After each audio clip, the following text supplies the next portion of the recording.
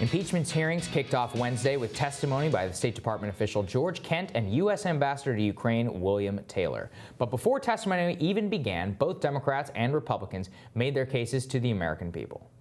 Must we simply get over it? Is this what Americans should now expect from their president? If this is not impeachable conduct, what is? What we will witness today is a televised theatrical performance staged by the Democrats. Ambassador Taylor and Mr. Kent, I'd like to welcome you here. I'd like to congratulate you for passing the Democrat Star Chamber auditions held for the last weeks in the basement of the Capitol. During the televised hearings, Kent and Ambassador Taylor gave their description of the president's actions. Republicans, of course, say it's all hearsay, arguing that an investigation was never actually launched, so the administration did nothing wrong. Joining us from Capitol Hill with his takeaways is Republican Congressman Jody Hice of Georgia. He's a member of the House Oversight Committee and is the ranking member of the Oversight and Reform Subcommittee on National Security. Great to see you, Congressman. Thank you for joining us. Thank you for having me. Good to be with you as well. What did you think were the most significant moments from the testimony yesterday? Well, I think there were a couple of them. The one that stands out to me immediately was when John Ratcliffe asked the two star witnesses straight up, what is the impeachable crime? Why are we here? What was done on the call that is impeachable? And there was stone deaf silence. They had no answer. And I think that is a question that has to be dealt with. Here we're 2 months into this, after week after week after week, basement, non-transparent, classified type hearings where no one is aware of what's going on. Members aren't even able to see transcripts. And now we have it out in public and still no definition, no understanding of why we're even here. There's no clear reason or what the president supposedly did to cause an impeachable offense. That's the thing, Congressman, is there any, as somebody who's involved in this process, is there any new information that we could possibly expect from these public hearings? Because as I understand it, they're just calling witnesses that have already given testimony and whose transcripts have by and large been digested by the news media. Well, that's right. And to add to that, what is being brought forth is only information that's based on hearsay. These witnesses have actually witnessed nothing. It's witnesses coming forth with their own opinion or their own bias, their own accusations, which is feeding into the Democratic desire to go after this president. But it's all hearsay. And in fact, we had one of my colleagues, I won't mention his name so as to not embarrass him, but he literally came out and said hearsay is just as important or perhaps more so than direct evidence. I mean, try to wrap your mind around that. Are we really going down this path that we want to impeach a president based on hearsay? This thing is absolutely out of control. It's a disaster for the Democrats. Frankly, it's a disaster for the American people to be drugged through this witch hunt and this political theater.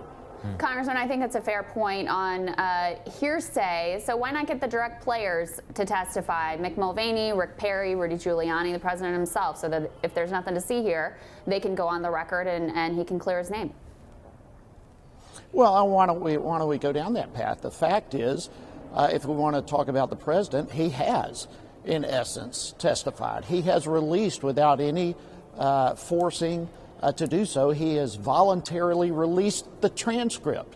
That's what this is all about. We know what was said. He's about to release a second transcript with a second conversation with the president of Ukraine. I mean, the information is there. Anyone can read the transcript. Those are the words that were said in the conversation, and there is absolutely nothing there that indicates pressure. The president of the Ukraine has mentioned that publicly multiple times. They weren't even aware that any funds were being held up. There was no quid pro quo. There was no pressure. Again, this is nothing but political theater and an attempt by the Democrats to go after the president. Why not testify under oath to that then? So as well, it's already there. Yesterday there were new allegations about a conversation that was... Well, but hold on. Yesterday there were new allegations about a conversation that was overheard between Ambassador Sondland and the president. Yeah, I'm sure that congressional investigators, including yourself, would like to ask some questions about that. Yeah, and you said it again. It was overheard conversation. Still, if you want to go there, why don't you bring in the person who actually had the conversation? Why are we going to go with someone who said, I heard it? That's my point, President Trump.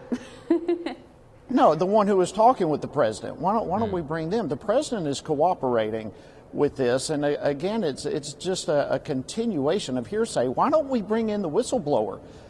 We have Adam Schiff now denying that he even knows the whistleblower. Why doesn't Adam Schiff come under oath and testify as to his coordination, his staff's coordination with the whistleblower to get this whole fabricated thing started in the first place? I mean, if we're really seeking the truth in what's going on here, let's go to Adam Schiff and the whistleblower. That's where this whole thing got started. We know the conversation. We have the transcript. What we don't know is what took place behind the scene with the whistleblower and Adam Schiff and his staff to try to make this into something that it's not. Congressman, to that point, the GOP has been very reluctant to name the whistleblower, as have many members within the news media. Do you think that is a wise decision, or would you like to see that person's name be to be put forth in the public and then come before the committee in an open testimonial? Yeah. I mean, technically, we don't know who the whistleblower is. The only one who does is Adam Schiff at this point. So, I'm not going to speculate who that individual is. But I would like that individual to come forward. When we talk about whistleblower protection, those whistleblower protections are designed to prevent a whistleblower from being fired or experience retaliation. The protection does not prevent a whistleblower from anonymity when they're making such accusations against the president for impeachment and coming from an individual that we know has a bias against the president to begin with. So that individual, I think, does need to come forward. They do need to raise the right hand. What are you basing that on, sir? Well, fair point. I'm basing that based on what you and the media have reported upon him. Again, or her. I don't know who that individual is, but the reports that have come out do indicate that he worked with a previous administration and did have a bias against the president. But again, I don't know that for a fact. It's something we need to find out, and I believe that person should come public. Congressman, taking the president out of this, just as a matter of principle, do you think it's an acceptable use of presidential power to predicate military aid on investigation of a political opponent? Well, I don't think that's what's happened here. President Trump has been good. That's not what I asked, though. Just as a matter of principle, do you think that is an acceptable use of presidential power? If it were to be, a future President Biden or a past President Barack Obama, is that something that you would think would be acceptable? Well, it's somewhat hypothetical. I'm not behind the scenes. I don't know all that's taking place and the issues that presidents are dealing with one country and another in our foreign policy. But what I do know in this case is that President Trump did get Javelin missiles to Ukraine when Obama didn't. I mean, we're having accusations that the president is withholding lethal assistance to Ukraine, and that simply did not happen. We were providing foreign aid. We were providing some lethal assistance that they needed. And so, again, I think that's an argument pretty much in the dark. Well, it's not in the dark. I'm just trying to get a sense of your principles and your view on the sort of underlying allegation here. If it was proven out, I know you don't believe there's anything to see here, that's fine. If it was proven out, is it something that would be troubling to you? It would be something that I'd like to have information on, but I'm not going to speculate now without being an individual who has all the information to make that kind of comment. You're not going to speculate on your own principles on this? Well, I mean, my principles would be based upon knowing all the information, which I don't, and I don't have all the conversations and the issues that any administration would be facing. And so my principles say I'm not going to make a judgment without having the information. Final question for you, sir, about the timeline on this issue. Do you expect based on what you're hearing in the chamber about the timeline, do you expect a vote on this before Christmas? That's what's been openly floated. Is that what the GOP caucus actually expects to happen? It's kind of up in the air right now. I think I'm not really hearing, to be honest with you, I'm not hearing a whole lot about when initially we were hearing through the grapevine there may be a vote before Thanksgiving.